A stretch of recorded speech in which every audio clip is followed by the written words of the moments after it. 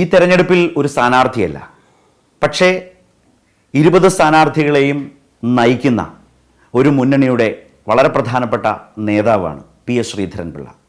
BJPയുടെ സംസ്ഥാന അധ്യക്ഷൻ PS ശ്രീധരൻപിള്ള തെരഞ്ഞെടുപ്പ് പ്രചാരണത്തിൻ്റെ അവസാന ഘട്ടത്തിൽ തെരഞ്ഞെടുപ്പിലെ സാധ്യതകളെക്കുറിച്ചാണ് രാഷ്ട്രീയമായി അദ്ദേഹം വരികൾക്കിടയിൽ സംസാരിക്കുന്നത്.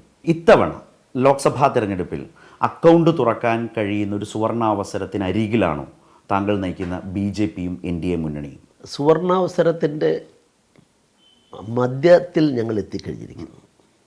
ഇത് ഒരു അവസരം എന്നുള്ള നിലയിൽ തീർച്ചയായും കേരളത്തിലെ BJPയുടെ ചരിത്രത്തിൽ, NDAയുടെ ചരിത്രത്തിൽ ഏറ്റവും കൂടുതൽ ജനമുന്നേറ്റം ഞങ്ങൾക്കുണ്ടാകുന്ന തെരഞ്ഞെടുപ്പാണ് ഇപ്പം ആസന്നമായിട്ടുള്ളത്. പക്ഷേ ഇപ്പോൾ ഒരു ഇന്ത്യൻ രാഷ്ട്രീയ സാഹചര്യം നോക്കിയാൽ ഉത്തർപ്രദേശിലൊക്കെ പ്രതിപക്ഷ വോട്ടുകൾ വിഘടിച്ച ഘട്ടത്തിൽ 2014 ലോക്സഭാ തെരഞ്ഞെടുപ്പിൽ, UP നിയമസഭാ തെരഞ്ഞെടുപ്പിലൊക്കെ BJPക്ക് വലിയ നേട്ടം ഉണ്ടാക്കാനായിട്ടുണ്ട്. പക്ഷേ കേരളത്തിലെ ത്രികോണ മത്സരത്തിൽ അതിൻ്റേതായ ആനുകൂല്യം BJPക്ക് നാളിതുവരെ കിട്ടിയിട്ടില്ല. നിയമസഭാ തെരഞ്ഞെടുപ്പിലും വലിയ പ്രതീക്ഷയോടുകൂടി വലിയൊരു മുന്നണിയായൊക്കെ കാര്യമായി മത്സരിച്ചിട്ടും നേമത്ത് മാത്രമായി ജയം ഒതുങ്ങി.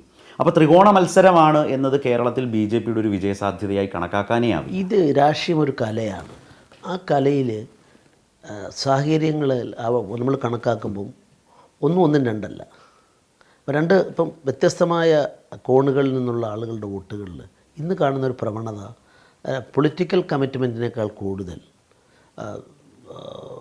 പൊതുസമൂഹം കാലികമായി എടുക്കുന്ന തീരുമാനങ്ങളാണ് നയിക്കപ്പെടുന്നത്. പണ്ട് അങ്ങനെയല്ല. ഇപ്പം കമ്മിറ്റഡാണ്, വോട്ടർമാർ കമ്മിറ്റഡാണ്.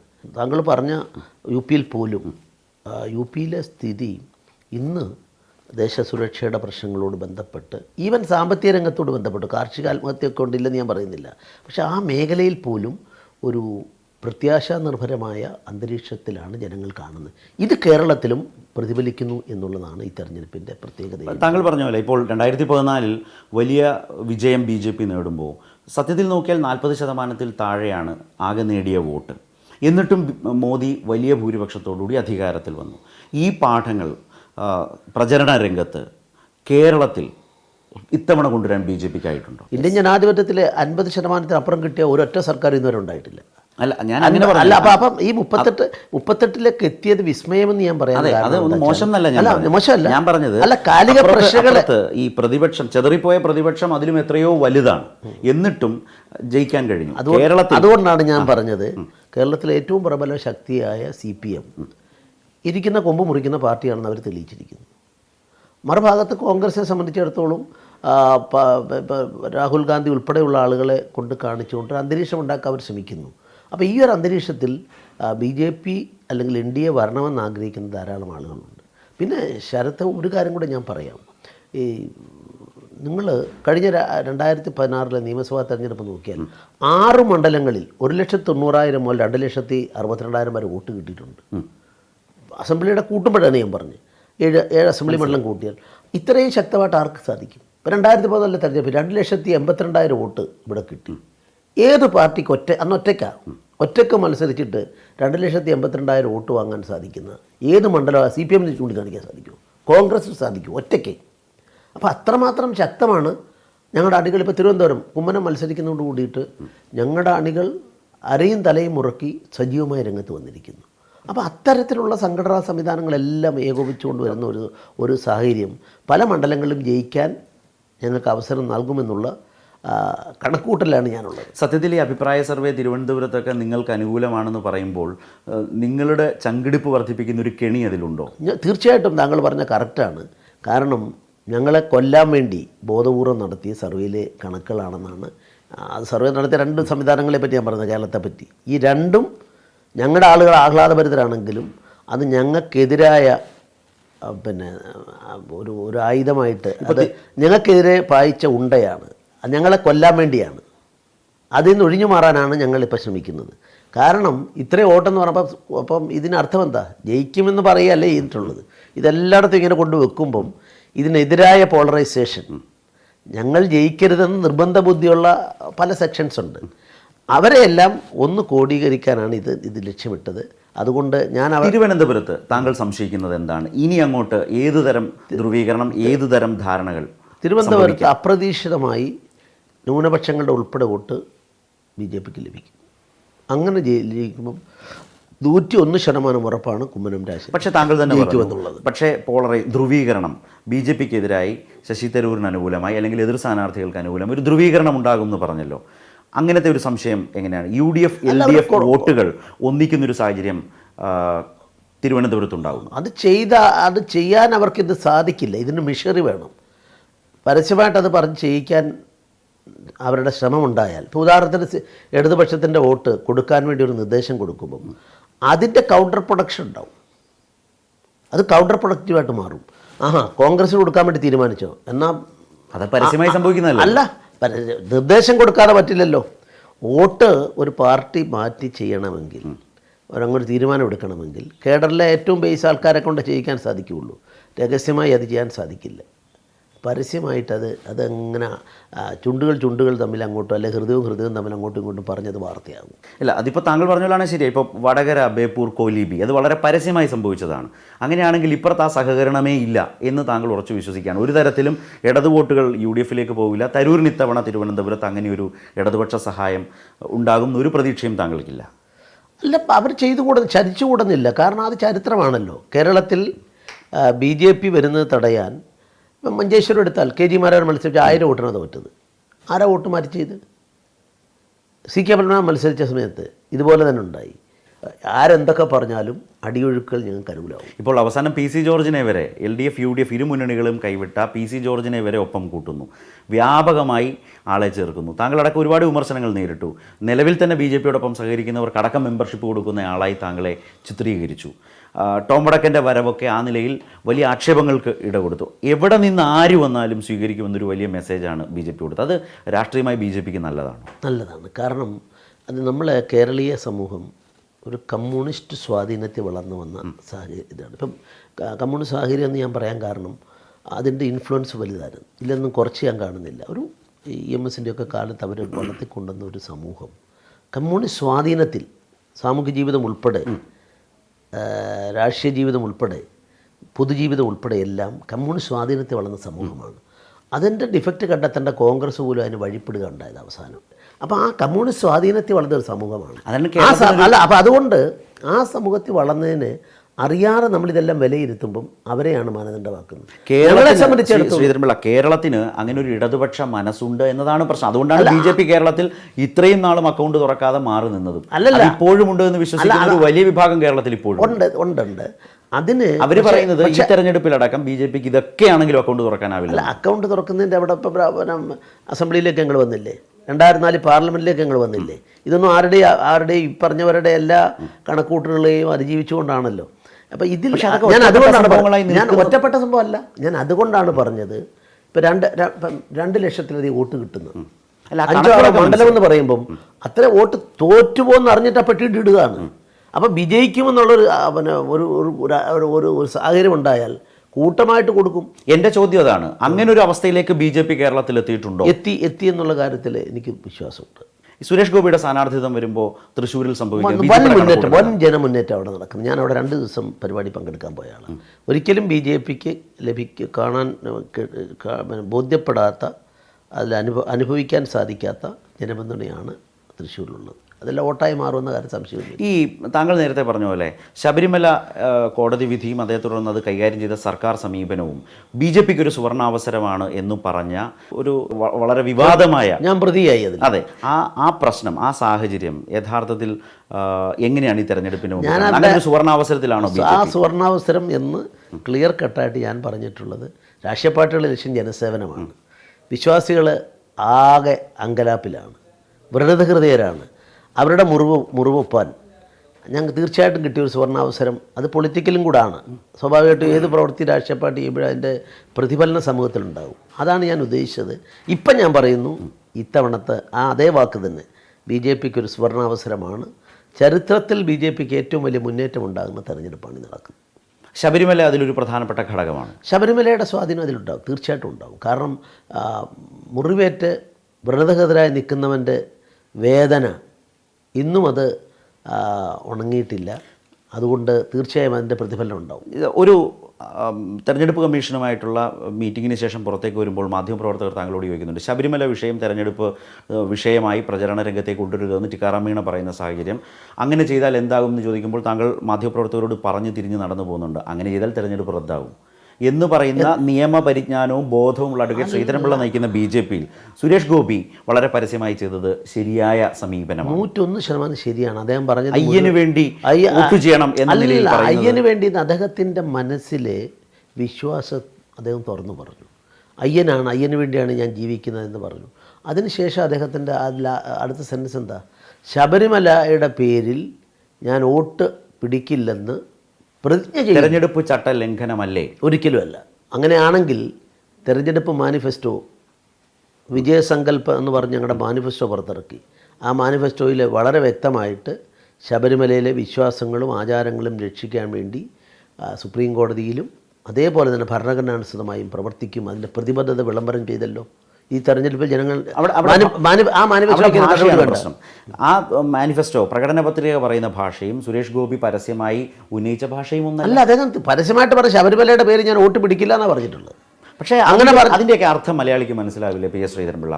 അതായത് ഇതെല്ലാം പറഞ്ഞൊരു പ്ലാറ്റ്ഫോം ഉറപ്പിച്ച് സെറ്റാക്കിയിട്ട് കേരളത്തിലെ 20 NDA സ്ഥാനാർത്ഥികളും പറയാത്ത നിലയിൽ വളരെ പച്ചയായ ഒരു വോട്ടുപിടുത്തമല്ലേ സുരേഷ് ഗോപി? ഇല്ല, അങ്ങനെയാണെങ്കിൽ നടപടി എടുക്കട്ടെ. നിങ്ങളുടെ ചാനലിൽ കൂടെ ഞാനിപ്പോൾ പറയുന്നു, ശബരിമലയിലെ വിശ്വാസം സംരക്ഷിക്കുമെന്നും ശബരിമലയിൽ ഉള്ള സങ്കല്പങ്ങളുടെ നിലനിർത്താൻ വേണ്ടി ഞങ്ങൾ നിലനിൽക്കുമെന്നും ഞങ്ങൾക്കെതിരായിട്ടാണ് അതിക്രമങ്ങളും മറ്റു കാര്യങ്ങളും ഈ ഗവൺമെൻറ് നിലപാട് നിരീശ്വരവാദികളാണെന്നും ഉറപ്പിച്ച് ഞാൻ പറയുക, തെരഞ്ഞെടുപ്പ് കമ്മീഷൻ ഒരു ചുക്കും ചെയ്യാൻ സാധിക്കില്ല.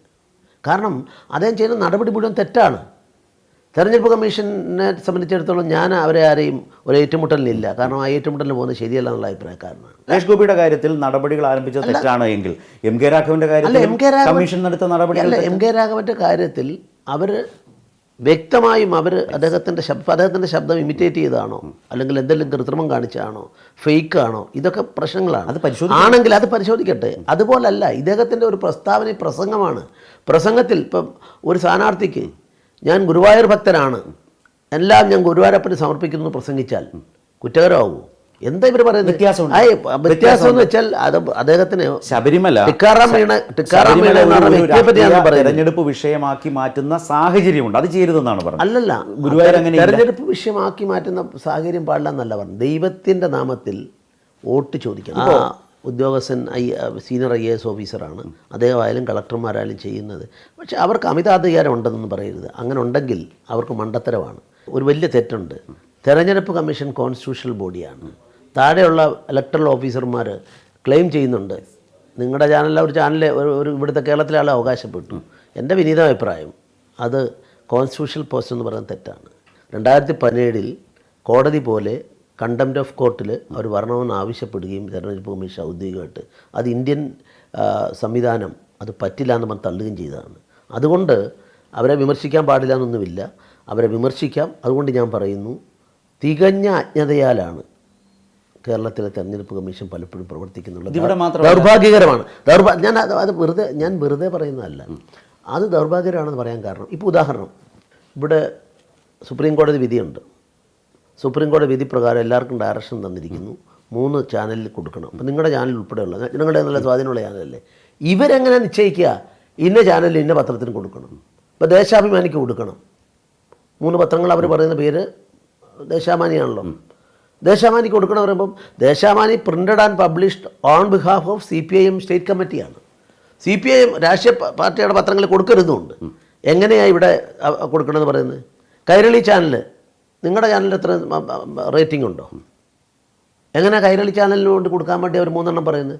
ഇവിടെ ഭരണ സംവിധാനത്തിന് അറിഞ്ഞോ അറിയാതെയോ ആരൊക്കെയോ, ഞാൻ പേരെടുത്ത് വ്യക്തിപരമായിട്ട് പറയുന്നില്ല, അതുകൊണ്ട് അതിൻ്റെ അപകടമാണ്. ഇപ്പം മാനിഫെസ്റ്റോയിൽ ശബരിമല പ്രശ്നത്തിന് വേണ്ടി ഞങ്ങൾ പ്രതിബദ്ധതയോടുകൂടി പൊരുതുമെന്ന് പറഞ്ഞാൽ ശബരിമല പ്രശ്നം കേരളത്തിലെ BJPക്കാർക്ക് പറയാൻ അവകാശമില്ലെന്ന് പറയുന്ന ആളുകൾ എത്രമാത്രം ബുദ്ധിശൂന്യമാണ് ഇട്ട് പെരുമാറുന്നത്. ഈ പ്രകടന പത്രികയിൽ അങ്ങനെ എഴുതുമ്പോൾ NSS തന്നെ പറഞ്ഞില്ലേ, കേന്ദ്ര സംസ്ഥാന സർക്കാരുകൾ ഒന്നും ചെയ്തില്ല, നിങ്ങൾക്ക് വലിയ തിരിച്ചടി ഉണ്ടാകുന്നൊരു നിലപാടല്ലേ NSS എടുത്തത്?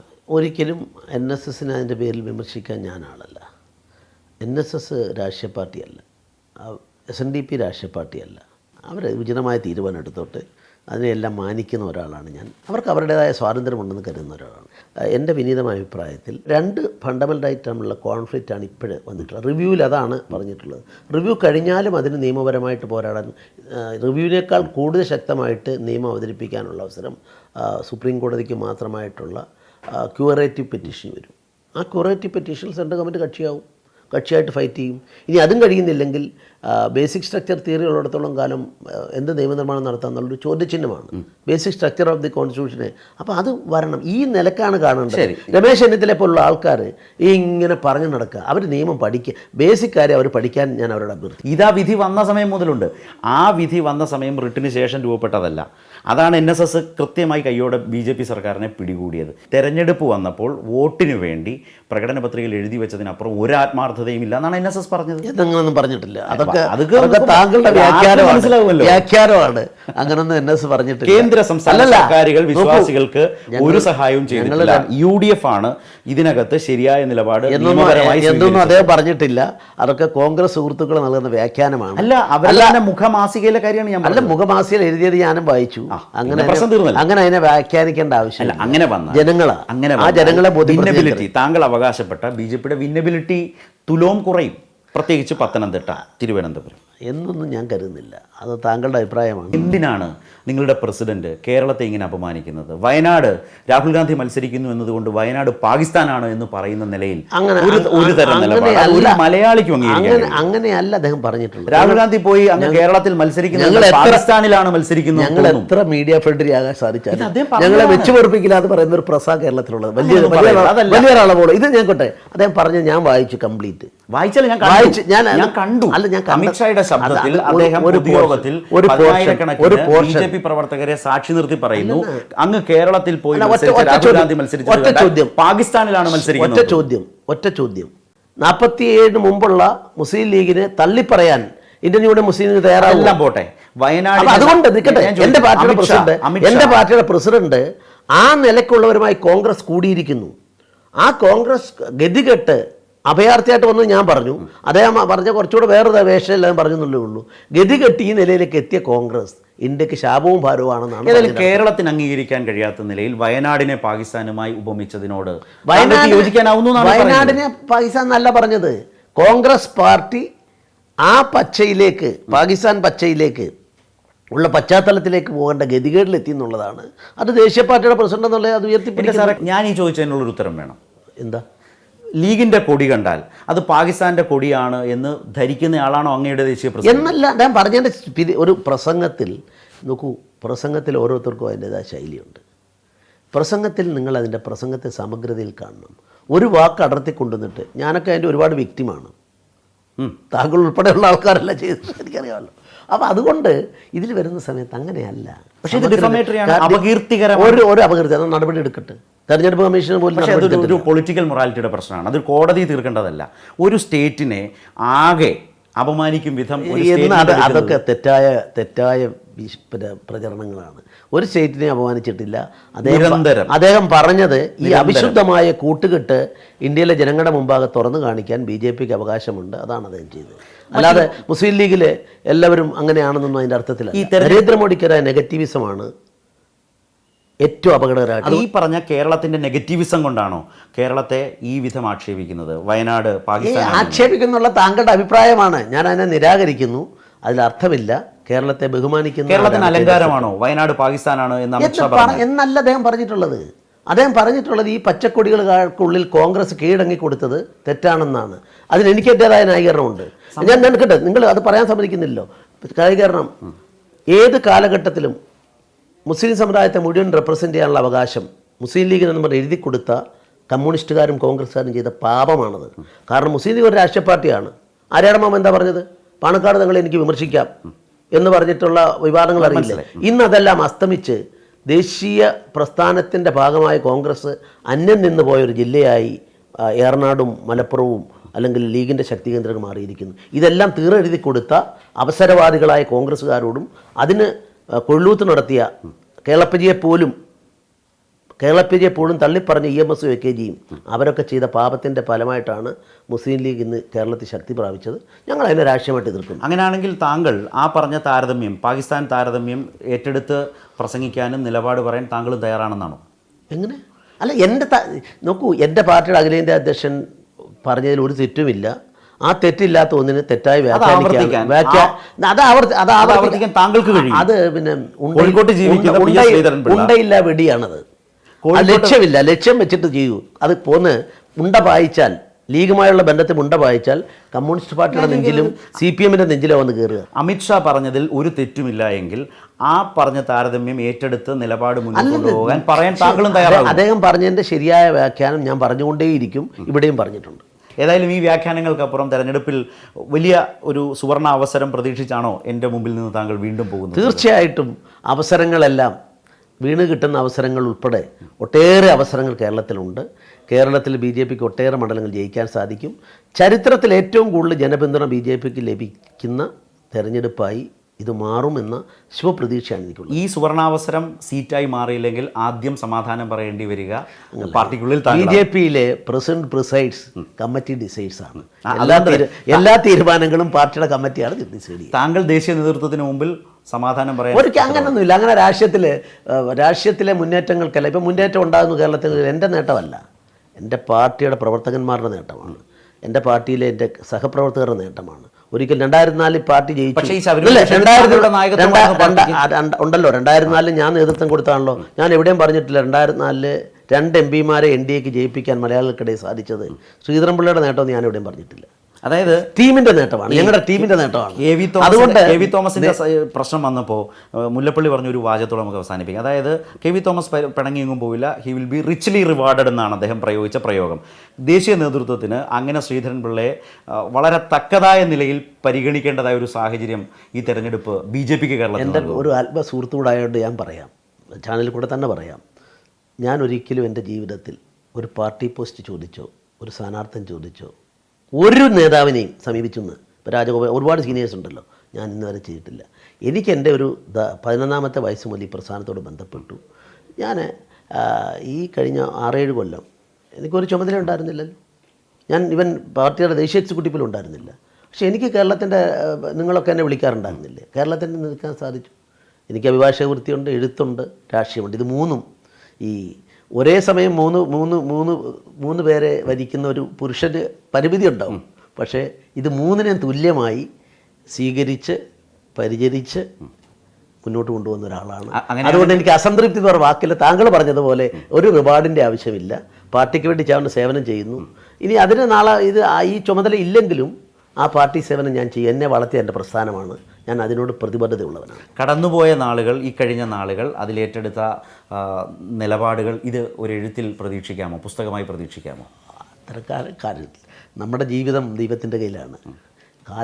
എഴുതുമോ? കാലം എനിക്ക് അവസരം തന്നാൽ പലതും എഴുതേണ്ടി വരും. ഈ ശബരിമല സുവർണാവസരം എന്ന് പറഞ്ഞ ശ്രീധരൻപിള്ള അതൊരു പുസ്തകത്തിലേക്ക് പറഞ്ഞതിനെക്കുറിച്ചും അനുഭവിച്ചതിനെക്കുറിച്ചും നേരിട്ട സാധ്യതയൊന്നും തള്ളിക്കളയട്ടെ. Thank you Sreedharan. നമസ്കാരം.